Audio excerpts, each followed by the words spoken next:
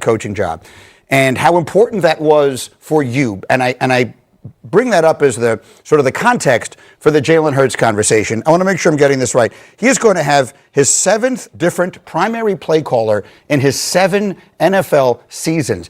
Can you explain, because there's so much like microscopic criticism of him at times, how much of a factor you think that is and what that would be like for a quarterback? Well, it's big. I mean, I think if you look at Brett Favre or, Aaron's a little different. Aaron Rodgers, he went through a change of offense when Matt LaFleur came in, but Peyton Manning ran the same offense. Tom Brady pretty much throughout his entire career ran the same offense. I was not one of those. I had the same offense with Norv and Ernie Zampese for 7 years, and it makes a huge difference. And I know I've had those conversations with Jalen Hurts.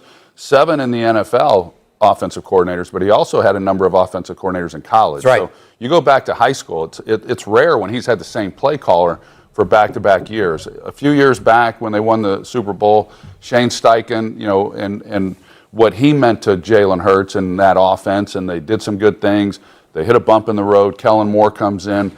There's been a lot of consistency, although not at coordinator, there has been within what they're doing offensively, and I think that on the one hand is smart because they're playing to the strengths of Jalen Hurts, and he's a quarterback who likes 2x2 set receivers and guys coming off the ball vertically, a lot of throws outside the numbers, and I think that with where they're going this year, that it will look different, and I think that there'll be more asked of Jalen Hurts to work the middle of the field, to maybe line up under center a little bit more in the play action game.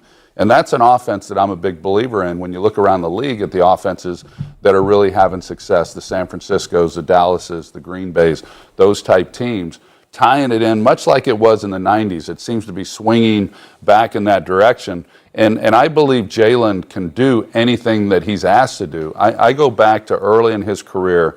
We had them in the playoff game against the Tampa Bay Buccaneers. It was Jalen's first year as a starter. I remember the game. They did not play well in that game offensively. They really struggled, and they needed to be better throwing the football. And the very next year, it was remarkable, the turnaround that we saw from that passing game and from Jalen Hurts. So what that proved to me is that he's a quarterback who puts in the time to do everything he can to be his best. And so whatever he's been challenged with this offseason, I fully expect him to come out and play the kind of football that we're accustomed to seeing him.